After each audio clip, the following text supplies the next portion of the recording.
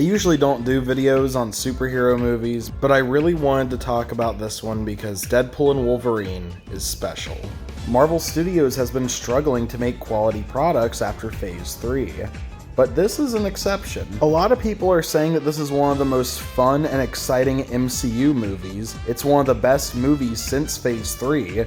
And in order to fully give my opinion on this movie and what I truly think it stands for, I'm gonna have to get into spoiler territory. This is your warning. If you haven't seen the movie, go watch it right now. And while you're at it, like and subscribe, and hit that bell icon. First, I just want to say, I don't know if I can call this the best Deadpool movie. That's not because this one's bad or worse than the first two, but just because all three of them are so great, and they all kind of have their own strengths. Deadpool 1 has the best pacing, and it's a great origin story, and it's the best all-around movie, and I would say that Deadpool 1 is the most stylized of the three. What do I mean by this? I don't know, it just feels like it has its own personality. 2 and 3 feel a little less like that. Also, I might still find the first one to be the funniest. I'm touching myself tonight. Deadpool 1 is great, but Deadpool 2 just does so many things right. It has way better villains and fight scenes, and it has a way more emotional story. This is the movie where Deadpool and his connections to his friends and allies felt the most real. And this movie adapted the dark and depressing side of Deadpool really well, and I really like how accurate it is to the comics. And I don't want to hear no pretentious ass nerds in the comment section being all like, actually this version of Deadpool isn't accurate to him in the comics at all. It's actually terrible and a travesty. Ryan Reynolds is a piece of shit who doesn't care about this character at all. And because this version isn't 100% accurate and makes some changes, means that it's total shit. You guys know who you are, now fuck off. And I only mean the pretentious douchebags. If you're just criticizing it, then that's totally fine. Deadpool 2 genuinely has some of the saddest and most emotional and depressing scenes in any superhero movie. It's also an oddly uplifting one too. And it just goes to show that after all the darkness, and after so much loss, there's still hope. And Deadpool 3 continues this with Wolverine. But they focus on that far less in favor for more action and comedy. And I can totally understand why people would be disappointed since 2 had such a great emotional story. But obviously Deadpool and Wolverine try and focus a lot more on the fun and the action. And after watching this movie, I still think the story overall is good, but it's trying to feel more like a celebration. Not just of the Deadpool movies, not just the X-Men movies, but all of the Fox Marvel movies. I'm about to get into some spoiler territory and talk about the story, so there's your warning. Go watch this good-ass movie. Basically, because Logan died in Logan, Deadpool's whole universe is about to collapse. Why? Because I guess Logan was their anchor being. A being in every universe, which is so important that if they die, then the whole universe will collapse. But wait, that doesn't make any sense, because Logan doesn't die until like 2029 or some shit. Listen, the continuity in these Fox X-Men movies was kinda ass. Yes, you could divide them up into this timeline and this timeline, and you could just throw Deadpool in with this timeline if you want or make it its own, and boom, they make perfect sense. But in a way, they kind of expected all of these to be part of the same timeline, but also not. It kind of couldn't decide if they were the same continuity or like a reboot, although it's fucking confusing, okay? And it kind of makes sense for this being an homage to the Fox movies, that it doesn't make any fucking sense timeline-wise either. And as the last Fox X-Men movie, the last Fox X-Men movie, I feel like it kind of works. Besides, it's over now. We don't need to worry about it anymore. This is the actual final nail in the coffin for Fox. The TVA from Loki is all like, hey, Deadpool, we're gonna get you a new suit and we're gonna send you out on a mission. You're gonna be part of a new universe and you'll be able to join like the Avengers or something. And Deadpool's like, oh, cool. And then the TVA's like, oh, actually, your entire world's gonna die. And then Deadpool's like, oh, fuck that noise. And he travels across multiple universes to try and find a Wolverine that can replace the one in his universe. So that, you know, his whole fucking family and friends don't die. He eventually ends up finding a Wolverine that doesn't really want to be Wolverine because, well, spoiler reasons that I'll get into later.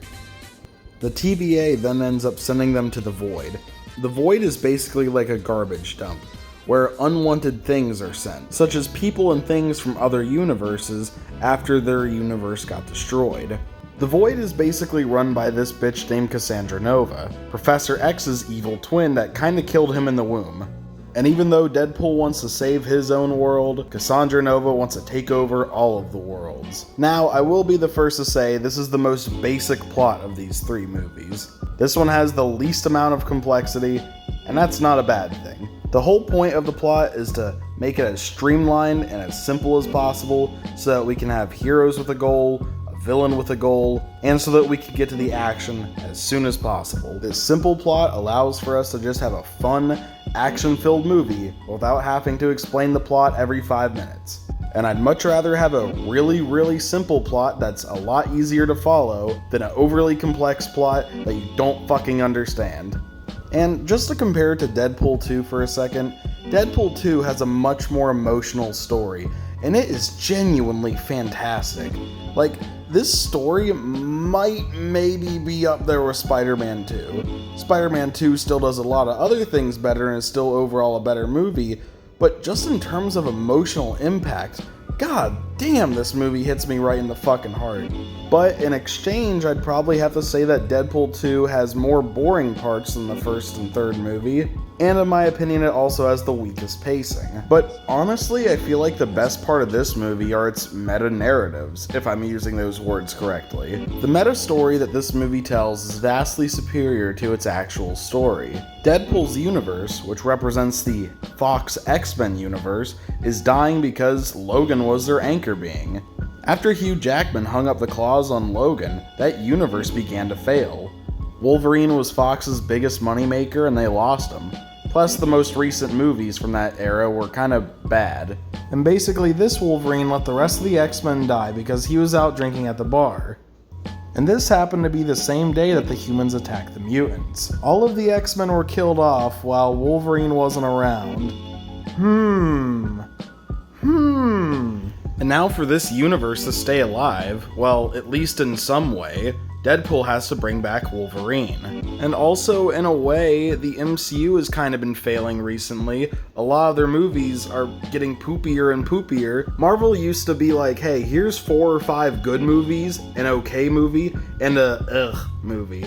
But now it's like, hey, here's 5 ugh movies, an okay movie, and maybe 1 good movie. And in a way, Deadpool and Wolverine being brought into the MCU is kind of bringing it back right now. Hopefully from now on we'll have more good MCU projects than bad ones. And hopefully we could just say that Phase 4 was a big mess and Phase 5 was okay. And hopefully the rest of Phase 5 is good, and I hope that Phase 6 is good. Please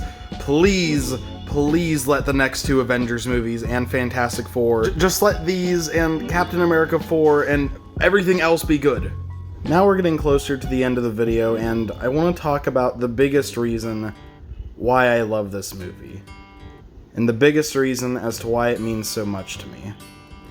This isn't just another Deadpool movie, or another MCU movie with a bunch of laugh out loud and clap your hand moments. It's a swan song for all of the Fox Marvel movies. And the thing is, everyone was expecting so many big cameos in this movie, like a bunch of Avengers, maybe Iron Man. But what did we get? We got Elektra, Johnny Storm from those Fantastic Four movies, Blade, and a Gambit that we never got to see. Oh, and X-23 is here too. So many of these characters are very flawed, and from flawed movies and franchises. Some of them maybe had a good movie, some had an alright movie, and some never got the chance to have a good movie, and someone never even got a movie. And instead of bringing back all these legendary heroes like Iron Man and Captain America, instead they go for the underdogs and some of the fuck-ups. The ones who had series that started out decent but crashed and burned. The Wolverine we're with basically let his whole team down, and so many people just view Deadpool as an unfunny joke. And when all these characters team up, you're not rooting for the Avengers, you're not rooting for the top dogs that everyone knows is cool. You're rooting for the underdogs that might have never even had a chance to be this cool. And now we're rooting for the people that we forgot about. in some of the people that we never cared about or never had the chance to care about. And instead of trying to forget about these mistakes that were made along the way, we learn from them and embrace them, and we become better because of them. And instead of forgetting the mistakes and moving on, we remember the mistakes and move forward. We don't try and change these mistakes to make them better, because they're the reason a lot of us are here today. And we shouldn't try and change the past, and we can't change the past, because it made us who we are today. It's something unpredictable, but in the end is right. I hope you had the time of your life.